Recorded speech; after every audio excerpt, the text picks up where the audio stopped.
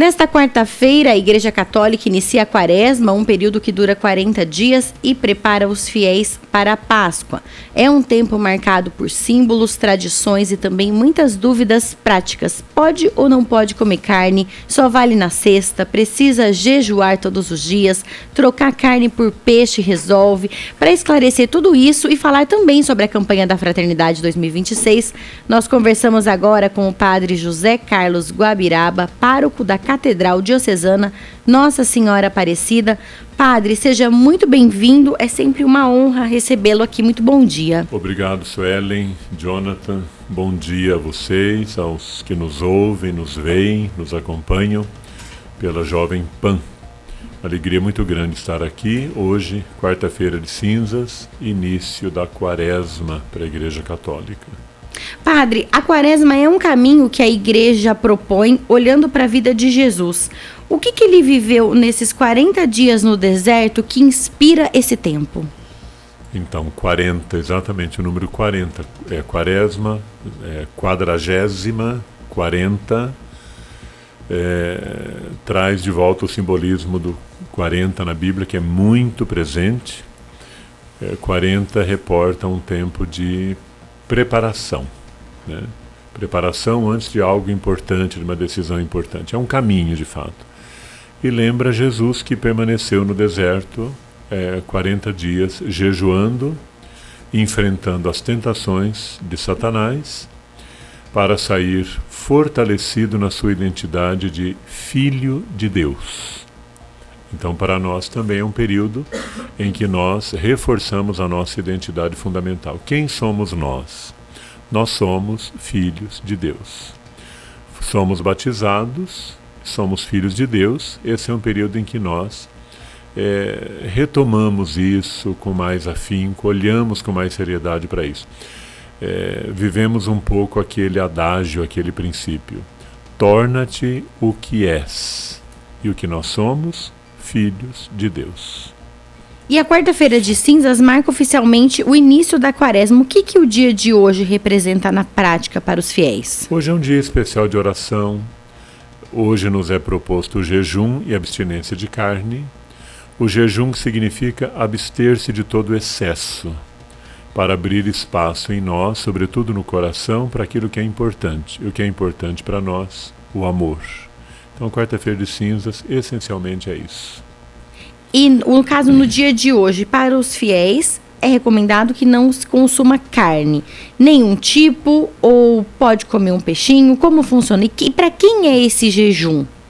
Esse jejum não se aplica, por exemplo, aos idosos, não se aplica às crianças, não se aplica aos doentes, aqueles que têm necessidades especiais de alimentação. E, via de regra, se não estou enganado, de 16 a 60, 65 anos. Eu não vou afirmar, agora me foge um pouco, mas é em torno disso. E, claro, todos aqueles que são doentes, que têm necessidades especiais, são dispensados desse jejum rigoroso. A abstinência de carne, como um sacrifício, e substitui-se por peixe ou por outra coisa, por legumes, etc. O que não é nenhum sacrifício nos dias de hoje, em que se procura uma alimentação mais sóbria, mais saudável, embora a carne também seja importante, uma proteína importante, a carne vermelha no caso, né? Quando se fala em abstinência, é das carnes, de modo geral, e normalmente se substitui por peixe, né? Mas é um sacrifício, um gesto concreto que se faz, até inclusive como autodomínio, como solidariedade aos outros, tem vários significados. E a pessoa que já não consome carne normalmente, ela pode substituir por um outro sacrifício? Eu acho que pode e deve. A questão do sacrifício, é bom lembrar o seguinte: o sacrifício não tem nenhum valor em si mesmo. Eu gosto de lembrar que o que nos faz melhores não é sofrer por sofrer. O que nos faz melhores é amar. E amando, nós fazemos gestos concretos de renúncia, de abstinência, de crescimento, deixar de lado, por exemplo, o supérfluo. E deixar de lado o supérfluo para fazer o quê? Para socorrer quem precisa. Deixar de lado o supérfluo para viver mais livre. deixar de lado o supérfluo para dizer: eu sou de fato filho de Deus, não preciso de excesso e posso, de fato, ir em socorro de tantas pessoas com coisas que eu penso que são tão importantes e na verdade não são. Então, quando se fala em sacrifício, não é o sacrifício em si e muito menos o sofrimento físico em si, mas é, sobretudo, o sentido maior disso e o amor que deve envolver todos esses gestos. Então seria como que eu vou aplicar isso na minha vida. Exatamente. Não adianta simplesmente eu me abster de carne ou de outra coisa que eu goste muito, mas os meus comportamentos, os meus pensamentos, as minhas falas continuarem todas iguais. Exatamente. Eu gostaria até de lembrar, você tocou num ponto importante. Na mensagem para a Quaresma deste ano, o Papa Leão XIV nos propõe jejuar e fazer silêncio. Jejuar e evitar palavras que venham a ferir os outros. Olha que coisa interessante. Fazer o jejum, abster-se de alimentos e tal, mas também, junto com isso, não usar palavras que venham ferir as outras pessoas. Não falar demais, fazer um pouco mais de silêncio. O jejum do silêncio é o mais difícil, sabe? O jejum do silêncio, da humildade, da simplicidade, isso é mais exigente. Ou seja, às vezes ficar simplesmente sem comer a carne é a parte mais fácil de todo esse processo. Eu particularmente acho que o jejum do alimento não é o mais difícil, até porque hoje em dia as pessoas, de modo geral, estão muito acostumadas a fazer dietas, a abster-se de tantas coisas, até substituir uma coisa por outra, porque há muitas opções, né? Mas o mais importante é fazer o jejum de palavras, de gestos, de atitudes, olhar para quem sofre, enfim, ter atitudes concretas de amor, de caridade, isso é o mais exigente, sempre. Padre, essa restrição, ela vale só hoje, na quarta-feira de cinzas e na sexta-feira santa? Sim. Ou durante toda a quaresma, ou todas as sextas-feiras? Não, a igreja nos propõe quarta-feira de cinzas e sexta-feira santa como dias de jejum e abstinência. Agora, se a pessoa, por uma questão pessoal, da sua espiritualidade, do seu jeito de encarar as coisas, quer fazer em outros dias também, em outras quartas-feiras, em outras sextas-feiras, ela fica à vontade, mas o que a igreja nos prescreve é quarta-feira de cinzas e sexta-feira santa. E quem consumir carne nesses dias estaria cometendo um pecado? É uma transgressão de uma norma, de uma disciplina, mas é complicado falar em pecado, né? Nesse sentido. Eu acho assim, se eu tenho condições de me abster, se eu posso fazer um sacrifício e, sobretudo, se eu posso, com isso, socorrer quem precisa, por que é que eu não vou fazer? Agora, falar em pecado, sobretudo pecado grave, eu não levo as coisas por esse lado. Mas é uma norma da igreja, via de regra nós observamos nessa comunhão que vivemos como igreja. Padre, hoje, voltando por ser quarta-feira de cinzas, o que significam as cinzas dentro da celebração? As cinzas lembram a nossa fragilidade, porque no fim tudo se torna cinza, né?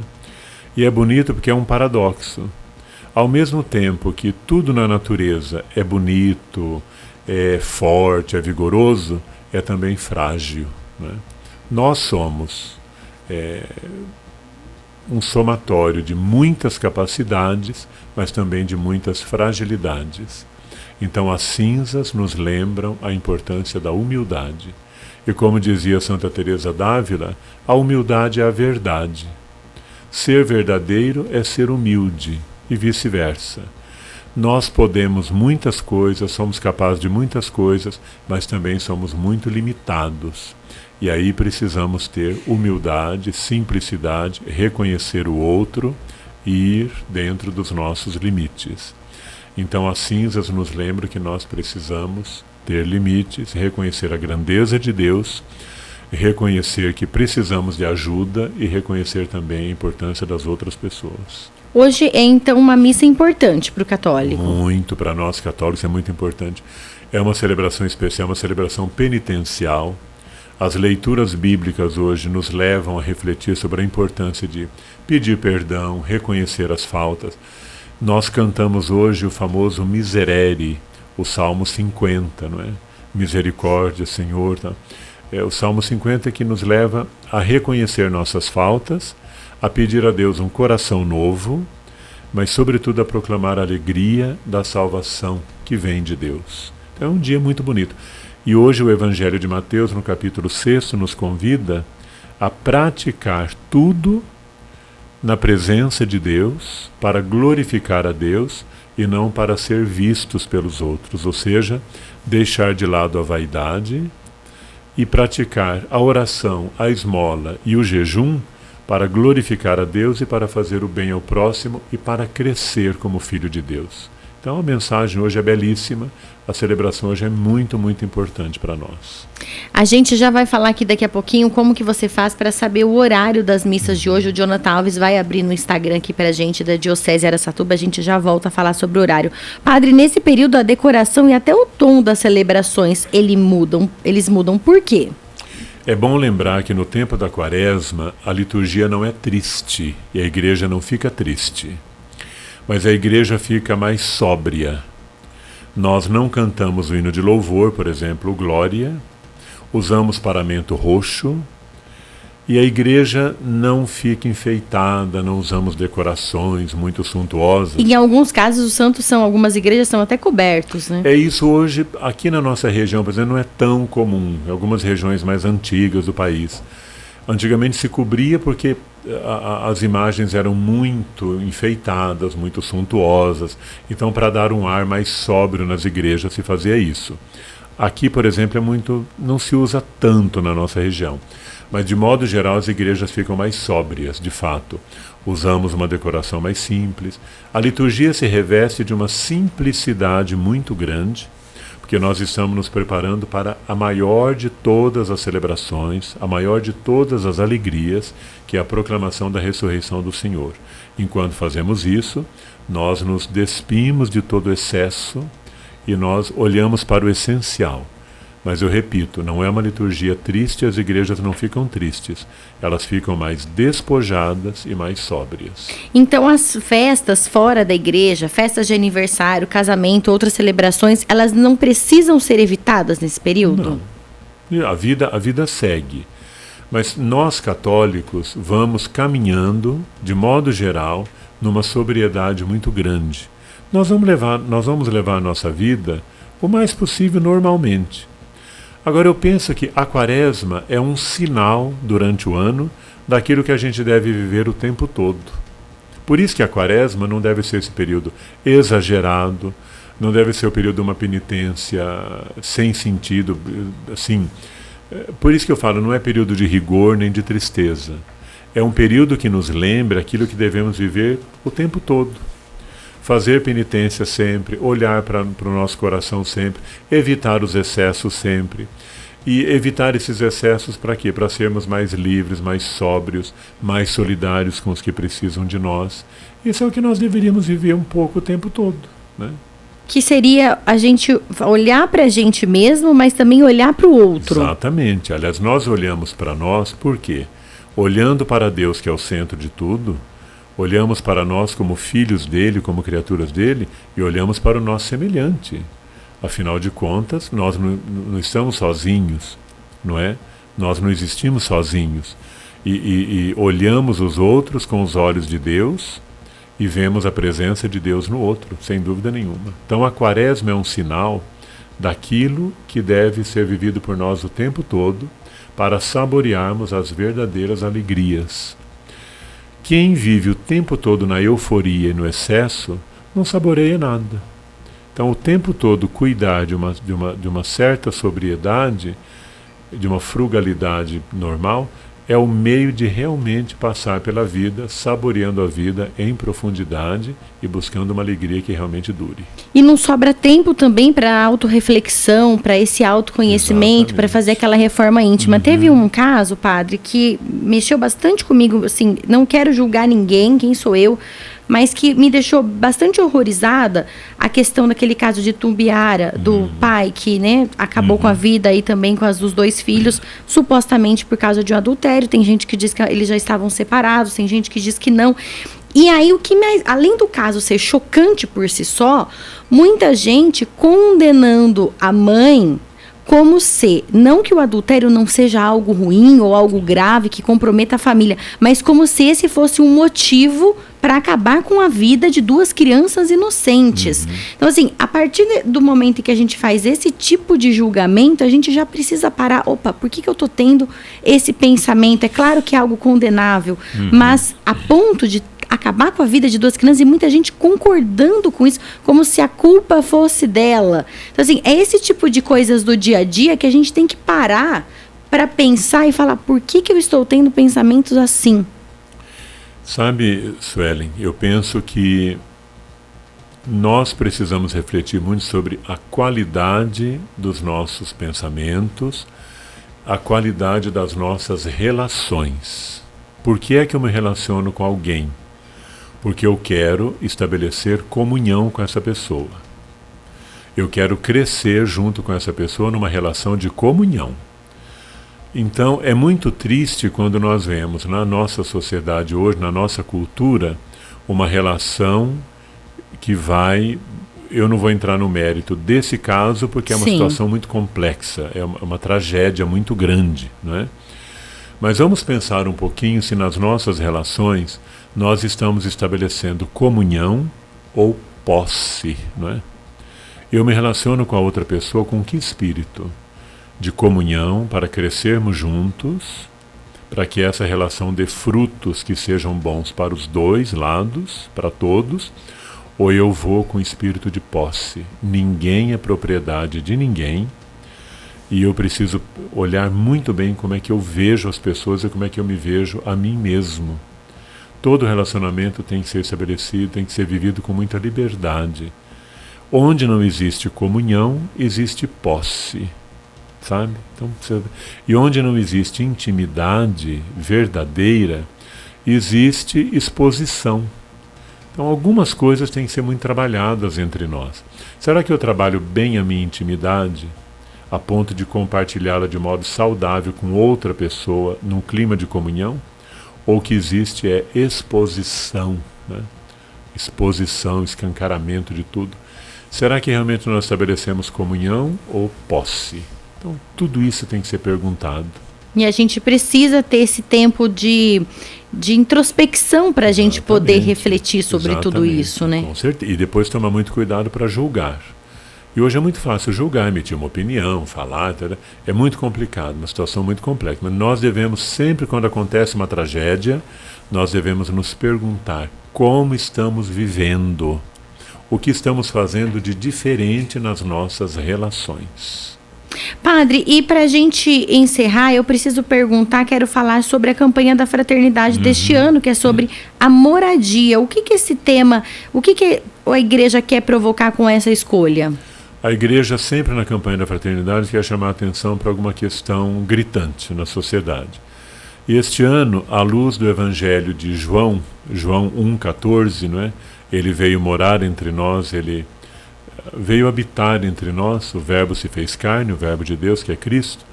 A igreja quer lembrar a importância da moradia digna, né? Lembrando que o Brasil tem pelo menos mais de 300 mil pessoas em situação de rua, mais de 6 milhões de pessoas sem uma moradia digna, não é? E pelo menos 26 milhões sem uma moradia adequada, não é? Então, a gente fica pensando, esse tema é gritante por quê? A moradia é a porta de entrada para todos os outros direitos. Se a pessoa mora com dignidade, ela também vai ter assegurados os outros direitos, não é? Então, morar com dignidade é a porta de entrada para segurança, educação, relacionamentos familiares, mais humanos, etc., não é? Então a igreja quer provocar uma discussão nesse sentido.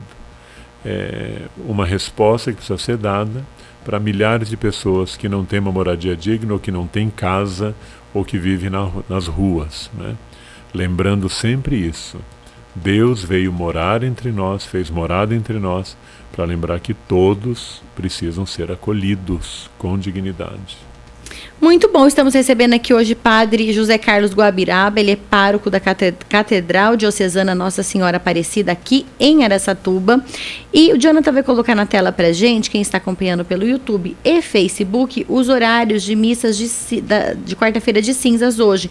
Então você que vai participar da celebração, não sabe qual é o horário, vai lá no Instagram Diocese é com S, Diocese Ata. Procura lá, Diocese Ata, que tem o horário de todas as missas na catedral, vai ser presidida pelo bispo Dom Sérgio, começa às 7h30 da noite hoje às 7h30. Tem paróquias que tem missas também pela manhã, a paróquia São Francisco, a Capela São Domingos Sávio, a do Salesiano tem missa agora às 9h, teve missa às 6 da manhã, mas a grande maioria é a partir das 5 da tarde. Tem missa às 5, missa às 7h30, missa às 8 da noite, tem o horário ali toda a região.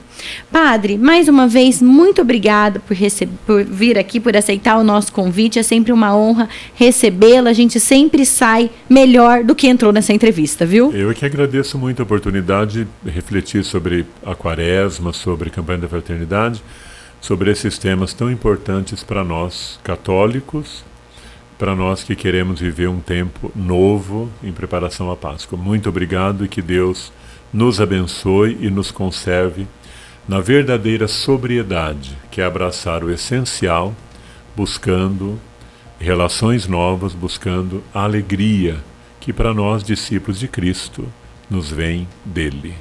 Amém. Recebemos aqui o Padre Guabiraba, agora são 7h58. O Jornal da Manhã fica por aqui. Se você quiser rever as notícias de hoje ou mesmo a entrevista com o padre, vai lá no meu canal no YouTube, Suelen Giron. Tenha uma quarta-feira abençoada e até amanhã, se Deus quiser. Você ouviu na Jovem Pan, Jornal da Manhã.